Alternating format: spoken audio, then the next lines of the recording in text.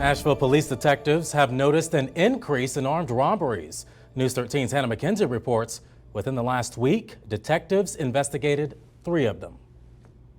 One of those armed robberies taking place right around here within steps of the Buncombe County Courthouse and detention facility. APD unable to confirm if the crime was caught on any cameras in the area.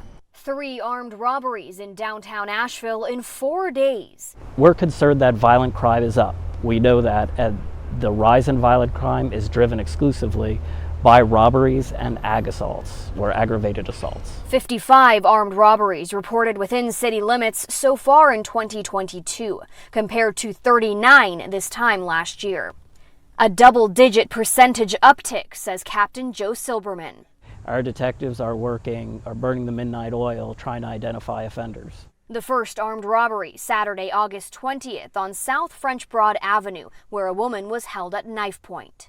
It's surprising, but it's not like shocking. This strip is known to just be a little sketchy. Juliana Fertini works at WNC Holistic Center, one of the few businesses in that area.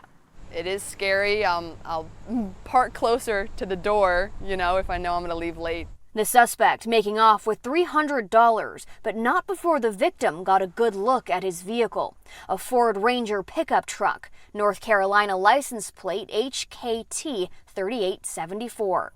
With the vehicle description and the license plate even, how close are you to making an arrest in that robbery? So I'm not going to answer that right now. The second and third armed robberies taking place around 1 a.m. Tuesday, August 23rd, within 2 miles and 20 minutes of one another. One at Valley and College Streets, where the victim was beaten with a baseball bat and metal pole by 2 suspects. The other on Haywood Road, the victim cycling home from work, attacked in the same manner by 2 men. Historically, Silverman says armed robberies in Asheville happen within businesses or between known parties. But recently, they've seen a shift to more seemingly random attacks. This week, North Carolina is reporting its first 2 pediatric cases of monkeypox during this outbreak. And the first cases among females. News 13's Anjali Patel spoke with a local health official about the state of monkeypox. Pediatric monkeypox cases are starting to pop up in the southeast. While health officials say this virus continues to impact another group disproportionately, they emphasize that anyone can truly get it. As of Thursday, North Carolina is reporting 282 confirmed cases of monkeypox. Predominantly, we are seeing a lot of our positive cases in men who have sex with men. But that's not to take away from the fact that anybody could get monkeypox. That message at the forefront this week, with the Tar Heel State reporting its first 2 cases among females and its first 2 pediatric cases, both in older adolescents.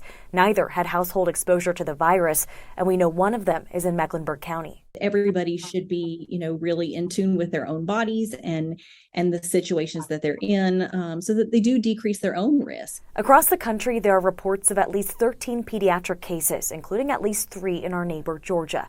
Here in the mountains, Buncombe County Schools says if there is a confirmed case of monkeypox in a school, they'll work closely with the local health department and school nurses on case investigation, contact tracing, and notification.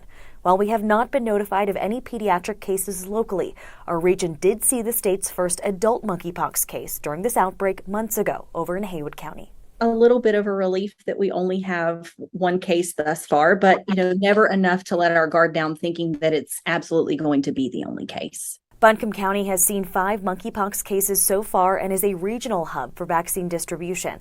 Buncombe County Health and Human Services has administered nearly 850 doses to date. Demand is lower in Haywood County, where health officials have only administered 12 doses. Vaccine supply is limited right now, but just as we're seeing cases spread to other demographics, health officials predict vaccine eligibility will likely expand too. I think as we watch the trajectory and we see the patients that are positive, I think it will adapt to those things. The big question here, could a social district be on the way to downtown Hendersonville? One city council member presented the idea during a council meeting last night. News 13's Andrew James reports on what this may mean and reaction from the community. The idea of a social district in downtown Hendersonville is in the very early stages. I talked to one local business owner who says she thinks this would be a good move for the city. a bustling main street in downtown Hendersonville.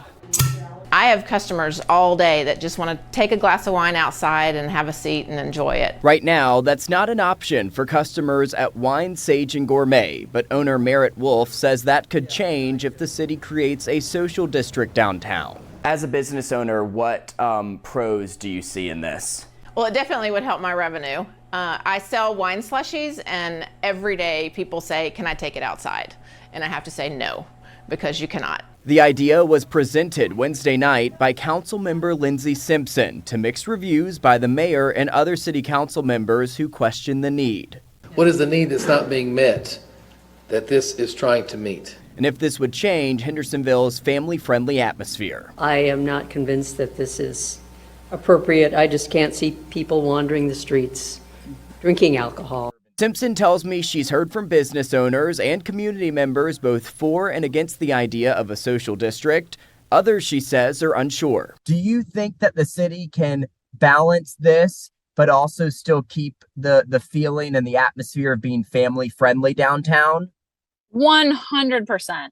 I think the other good thing about it being a social district and something that is coming from the city is that we have that ability to set the tone. She tells me the city can regulate the days and times the social district is in effect, allowing people to buy an alcoholic drink and walk down Main Street.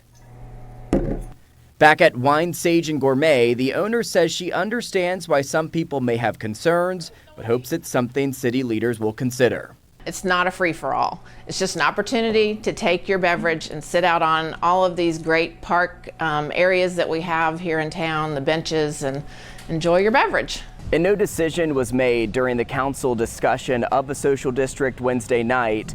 Council members say they will work to get community input during their upcoming council conversations events.